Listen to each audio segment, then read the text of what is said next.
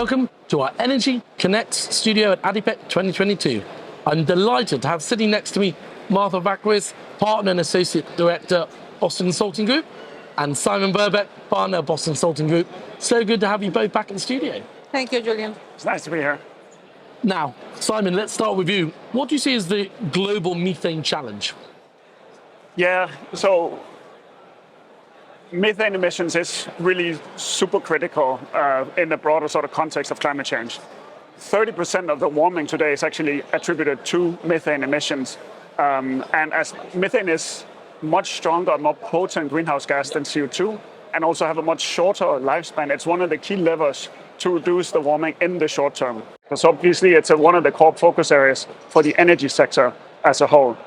And in order to get to net zero, we would need to reduce methane emissions by 75% by 2030, so quite a dramatic reduction. Though fortunately, around half of the levers that are required in order to actually reach the net zero can be reached with a net zero cost as well. So the business case for some of the cases are actually quite good. But of course, there's quite a long way to go still. And do you feel the topic of methane emissions is finally getting the attention it needs? Well, I would say there's quite some variance, right, across countries, across companies, etc. But there really has been quite a dramatic uptick in the recent years. I think COP26 was a watershed moment, if you can call it that, with the global methane pledge, which now has around 110 countries signed up for it. That's basically pledging a 30% reduction of emissions by 2030. But since then, a lot of other things has also happened, right? There's a number of other initiatives, like, for instance, the UN's Oil and Gas Methane Partnership 2.0 has been recently launched. That's a comprehensive reporting framework, and I believe they have 80 members now. And the OCGI also launched a Aiming for Net Zero initiative that has 65 members, right? So these are relatively new additions to the debate. And of course, here at ADIPEC, there's a significant number of panels and roundtables, especially yesterday, where almost half of the day was dedicated to methane. So it's really picking up. But of course, as many topics within energy transition, we still have a long way to go. Yeah. And Martha, I'd like to get you in. And what do you feel are the challenges and levers to reduce methane emissions? Thank you, Julian. I would speak about three main challenges. Sure. I think the first one is about incentives. The second is about attracting capital. And the third one is about data. So if we talk about incentives first, I think it is quite hard still to demonstrate the business case of abating methane emissions in companies and countries. So how do we bring methane emissions abatement to the top of the priority? Because there are so many conflicting priorities today. And as we are moving into the energy transition, you can imagine. So that's the first one. Second, I think it's important to think about the investor angle and how do we fund these initiatives. This is one of the biggest challenges. Now, every year, the Center of Energy Impact at BCG, we have an annual survey for the investor community. Now, what we continue to see is that more and more people are feeling the pressure, investors are feeling the pressure to divest their investment in fossil fuel. So in this context, how do we attract capital to some of the places that most need it, when we know methane abatement could be a low-hanging fruit? And finally, it's about data. Now, the technologies are mostly available and accessible, but there is still challenges for us to identify, measure, and be able to link to action the methane emissions that are not always continuous, and they are many times intermittent. So that is a third challenge around the data integration and linking to action.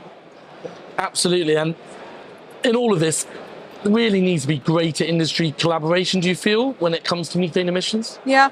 And actually, that's a good segue into the opportunities and the levers. Let me talk about collaboration in this context. I think first, there is a huge, and we believe strongly that there is a huge opportunity to deploy everything that is already viable and proven and mature at scale.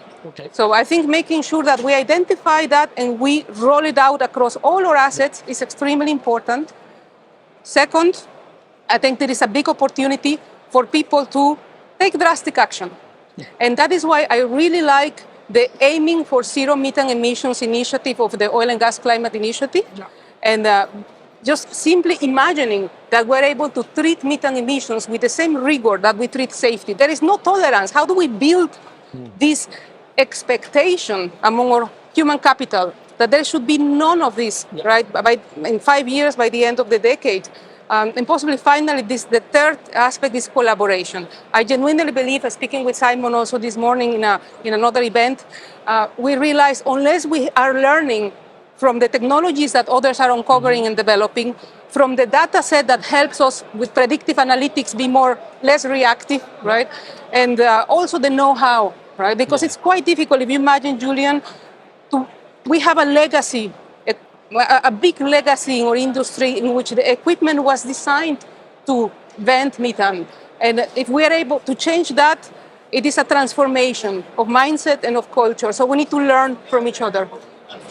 Well, let's hope that carries on. And Simon, I want to get you in on, what about looking beyond methane? I mean, what can be done to help the energy sector meet its decarbonisation goals elsewhere as well?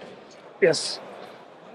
So beyond methane, if we think really sort of large scale, right, 75% of the world's greenhouse gas emissions are related to energy use or production, right? And 60% is the use and 50% is the production, right?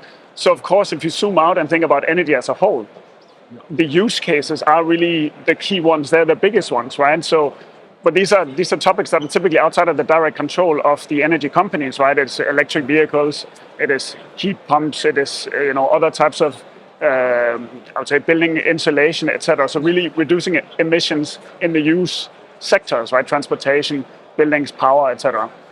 Now, the 15% of the actual upstream emissions are, of course, also critical. And the thing is that across all scenarios, all net zero scenarios I've seen, there's still a significant amount of oil and gas in the mix up till 2050, and in many cases beyond as well, right? So the 15% of the upstream emissions, the production of energy, is critical to still address both in the short term and in the long term.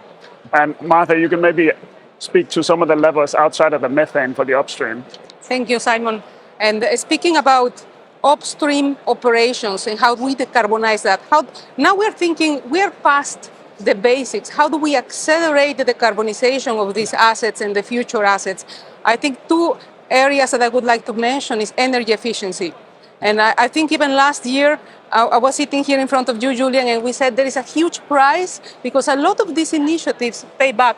They pay for themselves. It is all about demonstrating the business case and people being willing to make trade-offs that at times one has to make when there are fundamental changes to the way we operate and maintain our assets. Second, and it goes hand in hand with flaring.